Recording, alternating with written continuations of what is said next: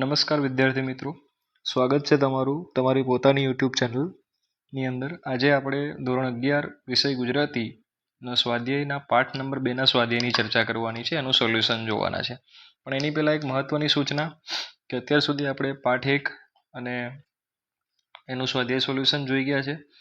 એવી જ રીતના અન્ય ધોરણના પણ, અન્ય વિષયના પણ, તમારા ધોરણના પણ અન્ય વિષયના સ્વાધ્યાયના સોલ્યુશન આપણે કરીએ છીએ, જેની પીડીએફ માટે અને વિડીયો માટેની જે ડિસ્ક્રિપ્શનમાં બોક્સની અંદર એની લિંક આપેલી છે, તો ત્યાંથી તમે પીડીએફ પણ ડાઉનલોડ કરી શકો છો અને સાથે સાથે વિડીયો પણ જોઈ શકો છો.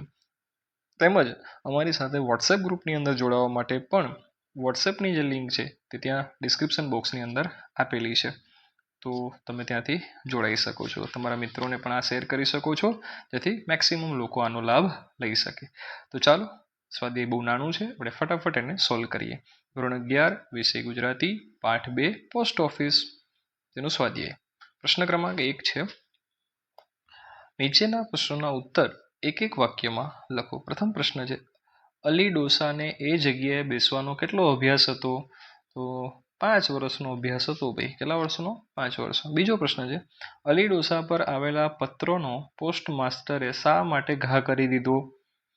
તો એનો જવાબ છે, પોસ્ટ માસ્ટરે પોતાની બીમાર દીકરીનો પત્ર છે એમ સમજીને હાથમાં લીધેલો પત્ર અલી ડોસાને સંબોધીને આવ્યો છે એ જોતા એમને આંચકો આવ્યો, એટલે પત્રનો પોસ્ટ માસ્ટરે ઘા કરી દીધો.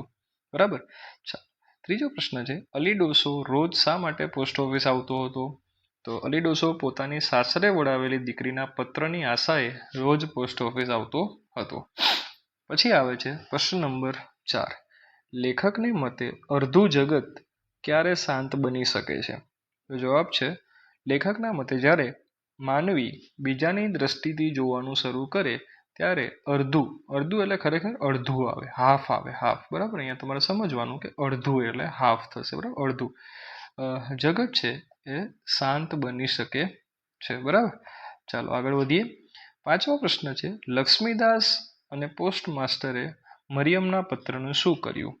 તો અલી ડોસાની જે ઈચ્છા હતી એના મુજબ એની કબર પર મૂકી આવ્યા. બરાબર. ચાલો નેક્સ્ટ છે પ્રશ્ન નંબર 2. નીચે આપેલા જે પ્રશ્નો છે એના 2-3 વાક્યમાં ઉત્તર લખવાના છે. પ્રથમ પ્રશ્ન છે, અલી ડોસો હોશિયાર શિકારી હતો તેમ શા માટે કહી શકાય, કે શાના પરથી કહી શકાય એમ?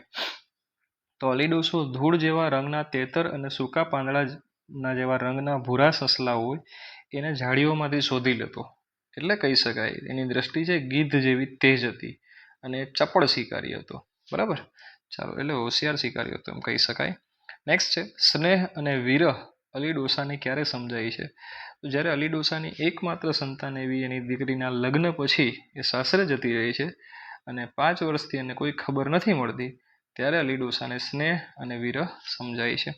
પ્રશ્ન ક્રમાંક 3 છે, પોસ્ટ ઓફિસના કર્મચારીઓ અલી ડોસાની હાંસી સી રીતે ઉડાવતા હતા? તો એને કહેતા કે ભાઈ, ગામડાનું ઉદાહરણ આપતા, તેનો પત્ર ના આવ્યો હોય તો પણ તેનું નામ લઈને એને ચીડવતા હતા. બરાબર. ચાલો આગળ વધીએ. પ્રશ્ન ક્રમાંક 4, અલી ડોસાએ લક્ષ્મીદાસને કઈ ભલામણ કરી હતી ને શા માટે?